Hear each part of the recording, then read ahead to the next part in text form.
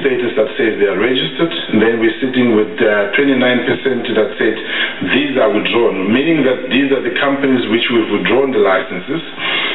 We're sitting with 7% at the time that was saying the registration is suspended. In other words, we have taken steps to suspend the registration of those. 4% of those were in-house, meaning that the in-house, we're talking about government departments that were such as your Transnet, that all have its own security. 4% again was suspensions intended at the time, and of course 3% of them we couldn't account on our database. In other words, when we looked in our database, these were neither registered nor could be found, and 1% of those were voluntarily closed. There was facing voluntary closure. And of course 2% had applied for voluntary suspension. So I think this is the numbers that would have worried us very much at the time. As I said, that they've changed by now. Of course, the concern would have been what then happens to the companies whose registration were withdrawn. We have communicated these numbers to SAPS, and I know that we've done quite a lot of work between us and the CFR in terms of dealing and identifying these companies. In terms of the slide that follows, we looked at the same companies within the ambit of the CIPC. What is the registration status of those? Of course, again, these registration statuses would have changed at the time, it varies, and I'm told that when a company is facing deregistration with CICPX, it can still be reinstated. At the time, we found that the active was about 1,908, of course, followed by those that were in the deregistration phase, those that were liquidated. I think of most concern are those that were liquidated and those that were dissolved. And of course, we had also another number of those that we couldn't tell in terms of that audit, what is their status actually. So again, it represents the kind of numbers. So effectively, in terms of the companies that were active, we had about 1,908 that were in good standing with the CPI at the time. In terms of the existing legislation, of course, as I said in the beginning, we work very closely with the CFR in terms of regulating the industry. What we do is we do inspections at times jointly with them to try to identify the number of firearms that companies still have. We work from their data, of course. The security officer is employed, and they do a lot of inquiries as well. Just to put a perspective to it, whenever the company applies for a license, we would be approached by the CFR to say, can you verify whether this company first of all exists, the number of people that they claim to have, they're applying for so many firearms, what is their registration status, and so on. So we'd look at those.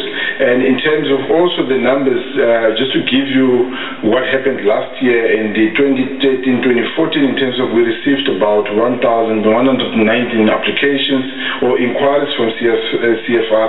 Of those, we cleared about 749, 370 of those were declined. In other words, we didn't support at the time the applications for firearms, and that was for various reasons, such as supplying information that is incorrect or that is false, not being in good standing with various authorities, your SARS, your Psira, as well as other statutory bodies.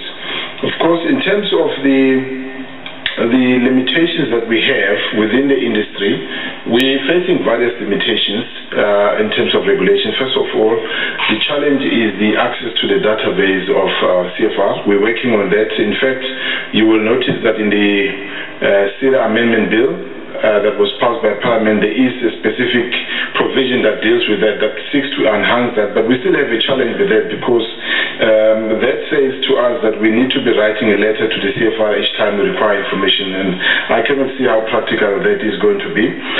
But the kind of other limitations that we have is, of course, the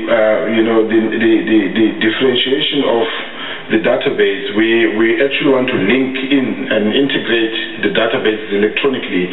We don't want to amend the information that we're sitting with CFR. We just want to view, so that when we inspect, we know, we go out to a company, we're aware that this company has firearms, this is the type of firearms, this is the number of firearms. Of course, there was also at one stage a breakdown of a communication between us and the CFR insofar as after the licenses have been granted and the registration status changes and so on, we should be able to, from time to time, in real time, know what the status of that company is. If the firearms, for instance, have been lost and reported through the CFR, we should be able to tell that these firearms are no longer with the company and so on. And we are aware that also the status with the CIPC, we should be able to also look at that. In terms of the inspections of the competency certificate, which is most of what we do when we do the inspections, we should be able to tell real time as well when we do these inspections what is the status of those. Okay, so I think that is in short the limitations. From a regulatory point of view, the current proposals where we're sitting, the amendment bill, as I said, it proposes that some of the activities that will be regulated going into the future, which we have actually started doing in an informal base.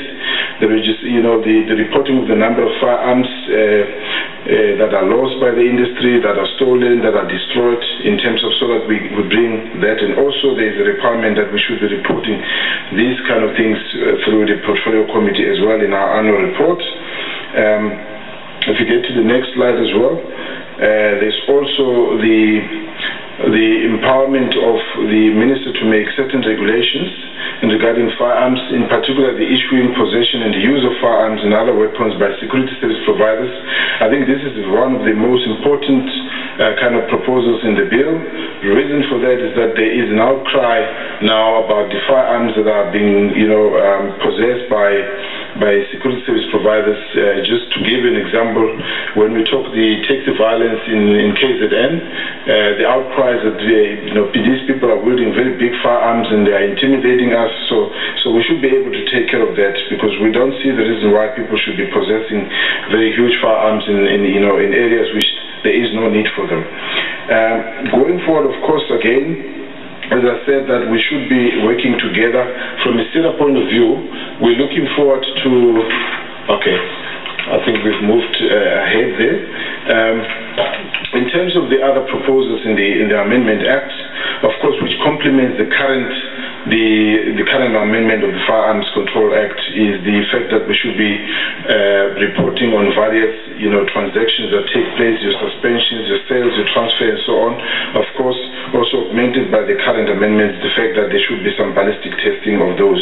And of course also the section that I referred to that requires us to, from time to time, within 30 days, write a letter to the CFR requesting them the information. This is where our concern is, because this information should be available real time to us so that we are able to work around the issues of firearms. It is important that we get it in time.